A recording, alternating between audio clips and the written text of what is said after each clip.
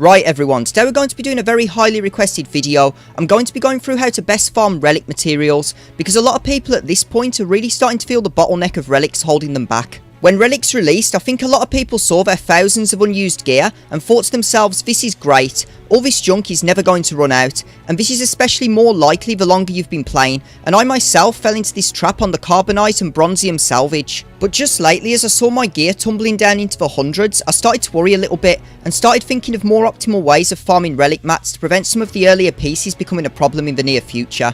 After speaking to some of you guys as well as people in my guild, I noticed this is becoming a massive problem for a lot of people. Thankfully, there are a lot of amazing tricks you can use to optimize your relic mat farming, and a lot of the tactics I'm going to share with you today are very passive, meaning you won't directly have to use energy or waste supplies to farm a lot of the ideal pieces to convert to salvage, which I found very relieving. But before we get started, please be sure to like the video, subscribe to the channel, ring that notification bell, join my Discord server, and share the video with your friends and guilds, so that together we can help as many people as possible ease the bottleneck on relic materials, and keep the community as a whole progressing towards their goals. So without any further delay, let's get started. I'm first going to talk about some general methods for accumulating additional relic materials. These locations are mostly from events, so they won't be able to fund your relics fully, but they're very nice to keep in the back of your mind and work towards completing when they come around. The first thing a lot of people overlook is Assault Battles Challenge Tiers 2 and 3, which both award a variety of materials you need for your relics, including Carbonites, Bronziums, Chromiums, Orodiums and Electriums, which is really nice considering we usually get a couple of Assault Battles per week. They also award all 3 data materials, which is a nice bonus considering these take a lot of Cantina energy to farm effectively, but more on this later on. I know a lot of the assault battles are difficult and not really tailored to early players either, but a lot of the teams needing to beat these battles are likely on your to-do list anyway, so when you do get them, make sure to do these events when they pop up, as a lot of people actually forget to complete them. Conquest reward boxes also reward the same materials as assault battles in varying quantities depending on how well you do, and this applies to both normal and hard modes, so make sure to put your best into these events when they come around, because they will help you massively in helping you to accumulate salvage and data. It might not seem like a lot, but you have to remember the amount of characters you're going to need to relic right now, and it's not slowing down anytime soon, so it's important to get as much as you can for free wherever possible, and these events are a great example of this. Lightside GOTB also awards salvage in varying quantities depending on your stars, but this is something outside of your control given it's a group effort, but obviously do your best for your guilds when this is active so you can collectively help your group get better rewards overall. Another overlooked method is to always buy all of the gear in shipments for credits each reset. This really adds up over time, and a lot of the salvage that pops up in there are key pieces to optimally farm certain relic salvage. It's very cheap and won't set you back at all, so I advise buying all of it whenever you can, especially the Mark III hollows, which I'll talk more about later on. Challenges are another important method for gathering gear for salvage. I know for a fact that there are some people who ignore the Mason Savage challenges or simply don't bother to do them. This is a mistake, as these award a lot of the excess gear that can be converted to salvage, and over time it really stacks up.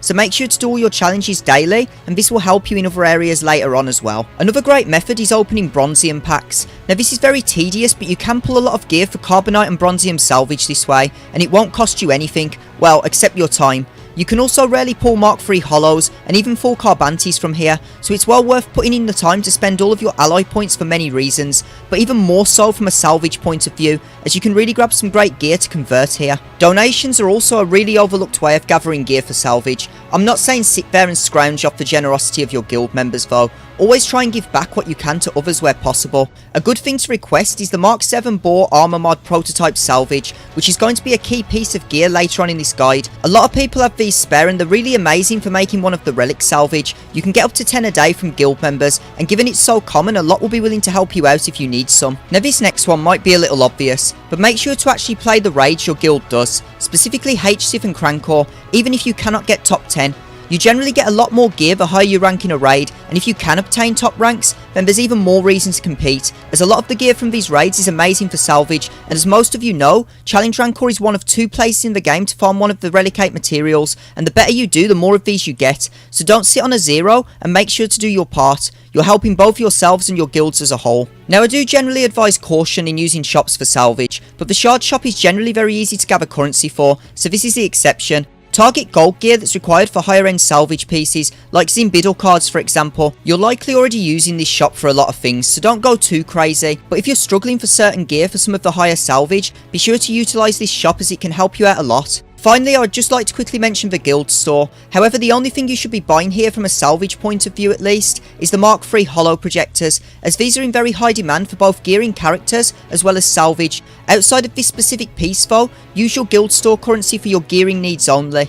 So with the additional methods out of the way, I'm next going to talk about what not to do when farming relic materials, and this applies to both salvage and data. These are really easy and common mistakes a lot of people make because it's simply so easy and tempting to do. The first rule is to never ever buy relic salvage or data for crystals. This is a massive scam and your crystals will be much better spent elsewhere. The deals in shipments and even the crystal purchases in the Conquest Jawa shop are really bad value and should never be used as an optimal way to farm relic materials. These are in place mostly for the mega spenders who don't really care about spending real life money on the game, which is fine by the way if this is the case for you. The issue arises however when casual spenders or free to play see these deals, think they're good value and buy them. There are many more cost effective ways to farm relic materials, and these should never be considered unless you're a whale or are very desperate for an immediate piece. The second thing not to do is to spend your conquest currency on relic salvage. Now I've done this myself unfortunately. Yes, I was drawn in and tempted and it really was a waste. You really need to be saving this for Commander Ahsoka right now, or buying some of the decent value gear with it. The deals on the salvage are terrible, and if you want to invest your conquest currency towards relic salvage, you get a much better return buying the gear and then converting it yourself with the exact same salvage you need, which we're going to talk more about in detail later on in the video. If you're really desperate, I guess you could buy the relic data, but I don't recommend it as there's much better things you can get in there for much better value. And the final thing not to do is to just mindlessly convert all of your random gear into salvage. Now this one hits pretty hard to home I'm afraid, as I did this for a while, with the mindset I'm warning all of you to get out of or avoid, and that's the thinking of, I have thousands of gear, this is going to last ages. The problem is there's a point where it's almost gone, and if you had taken the right steps early on it could have been avoided. I'm not saying don't convert excess gear you don't use, far from it, but it's important that you are making sure that you're using the optimal ways to make each piece of salvage as well, so that you're not missing out. Even if you don't need it right now, you will at some point, but more importantly, never convert gear that you use regularly, even if you have a lot of it, because it will come back to bite you. So with that all out of the way, now you guys know what not to do, it's time to start talking about what you should be doing when farming materials to relic your characters. We're going to start off with the basics and talk about relic data. Outside of the methods I spoke about earlier, your only real consistent income for this is via cantina farming on 8C, 8F and 8G, with drop rates decreasing for each consecutive piece. So fragmented data has a much higher drop rate than incomplete, and flawed has the lowest drop rate out of all three of them. For those of you who can afford it, I would recommend using free cantina resets a day to farm these if you need to, as this is the most cost effective way to farm the data pieces at a reasonable rate.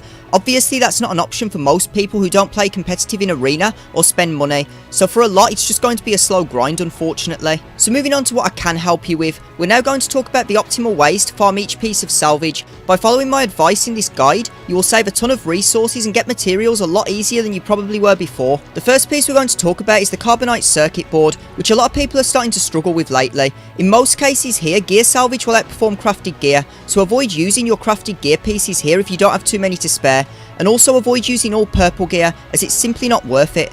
You will naturally accumulate a lot of grey and green salvage you can use here, and there's not really a specific piece of it that will outperform the rest. There is however a way to farm mass amounts of the gear you need for the salvage. The absolute best way to directly farm gear for Carbonite circuit boards comes from light side normal 1C. This node can award up to 6 salvage per sim, all of which can be converted into Carbonites, and is currently the best way to farm for this salvage piece. It's a little less passive than I would have liked, but if you're running low on supplies, this is by far the most cost effective way to farm for this salvage piece, and it will save you a lot of time and supplies in the long run. Obviously though, this isn't ideal as it eats away at your energy, but unfortunately there is no better way to actively farm this gear in the game right now. The second salvage piece we're going to talk about is the Bronzium wiring. Now this follows similar rules to the Carbonites. Salvage will outperform crafted gear in terms of value, so don't spend your crafted gear to get salvage here unless you have a lot of excess that you're not going to use. Lucky for us though, there is a really amazing way to farm gear to make this salvage, and this is in the form of light side normal 7B. Now this node is known to a lot of people because it holds one of the 2 cryotechs, but what a lot of people don't know is, it holds 2 other crucial pieces of gear for salvage alongside it. The first of these, which is relevant to Bronziums, is the Mark V Fabritech datapad. This is one of the best value gear to convert for Bronziums, and the best thing is you're never going to be wasting energy farming cryotech. So if you're ever struggling with Bronziums, be sure to farm up some cryos on light side 7B, and you'll have enough salvage to get you by for a long time. You should be able to fund a good majority of Bronziums with the Mark V Fabritechs alone, so you shouldn't need to convert much else if you're gathering these at a decent rate. The next salvage piece we're going to talk about is the Chromium Transistor. Now this is where it gets very important. Do not convert anything for this except for the crafted Mark 7 bore armor mods. and crafted Mark 7 Blast Tech weapon mods. Emphasis on the armor mods though, as these are really easy to come by. A common tactic used by a lot of people is to gear your Ugnaught to gear 5 and then use his middle left slot to make these easily. If you favourite him as well, it makes the process even faster. The gear needed to craft these is very easy to come by, and I often request the board data mod prototype Salvage from guild members as I mentioned earlier, and most are really happy to help out. This is also the second piece of Salvage available from Lightside Normal 7B with Cryotechs and Mark 5 Fabritechs, so you're going to gather these passively from farming Cryos. Remember to craft them though, as this makes you get a lot more chromiums than using the base Salvage. The conversion ratio for these to chromiums is absolutely amazing, and these alone should be able to fund most people's chromiums passively without having to waste any energy or important gear. Next up we have the Erodium heat sinks, and there is only one thing worth using to make these, and that is crafted Mark 3 holo projectors. Unfortunately, these are in pretty high demand for characters at early gear levels, but they are by far the most cost effective way to farm Erodiums. Be sure to buy them in shipment, shard and guild stores as much as you can, and if you have it to spare, maybe even some GET1 if you're desperate. Be sure to find a character to craft them on that you're not planning on gearing anytime soon, which shouldn't be too hard as they're in high demand for gearing characters from gear 7 to 10. Next on the list is Electrium Conductors, and these are probably the worst one in my opinion. Generally there's no amazing tricks you can use to accumulate this quickly, however the best value is in fully crafted pieces here, as it allows you to break down the value of the purple pieces that you can't scrap in their salvage form. This is why it's best to use fully crafted gear for these, and in my opinion the best piece for this is the Mark 12 Armortech wristband. This is because you'll likely have hundreds of the Mark 6 Carbantes needed to make this piece, and as mentioned they cannot be scrapped directly, so at least this way you can get some use out of them. The same logic can be applied to any of the fully crafted pieces, I just feel the wristbands are the least used. Generally a lot of the full pieces have a lot of excess purple gear, so you can apply the same logic to any of them. I'm also not saying to never scrap salvage if you're desperate, but the method I've spoken about is the most cost effective way of gathering these. Unfortunately, there's no real tricks for Zimbiddle cards and impulse detectors. The value is exactly the same for fully crafted gear and salvage, and all of the gear is in high demand for post gear 12 gearing. For these pieces, your best option is to use whatever you have the most of, and buy as much salvage for the Zimbiddle cards as you can from the shard shop. As you know, you want to avoid having to use your regular energy as much as possible for farming gear for relics, especially when the returns are garbage, but it is an option for Zimbiddle cards. If you're really desperate, you could also consider diverting some GET to help you along for both. I seriously would advise against this though, unless you're really desperate to get the specific relic level done immediately. Finally, for the aero magnifiers, there's no real farming method for these unfortunately. It's Crankor or hard mode conquest from the top couple of boxes. These cannot be farmed elsewhere currently, so there really isn't much else for me to say about them. These cannot be created through scrapping gear, and it's the first relic salvage created this way. And that's all for today everyone. I hope you all enjoyed the video and learned a lot of helpful tips on how to best optimise your relic farming. I'm confident that if you all apply these methods, you'll start to notice the bottleneck of relics ease significantly, especially on the early pieces. I don't struggle with anything up to Erodium anymore, and these methods are the direct cause of this. I'm not saying it's never going to be a problem for everyone, as it widely depends on how often you're relicking characters, but it's going to help everyone regardless. Honestly, this video kind of evolved from a simple tips video into a fully fledged relic material farming guide, which is why it's taken so long to release, so I'm sorry for that everyone, and regular uploads will resume as normal now. As always, thanks for watching everyone, and I'll see you all very soon.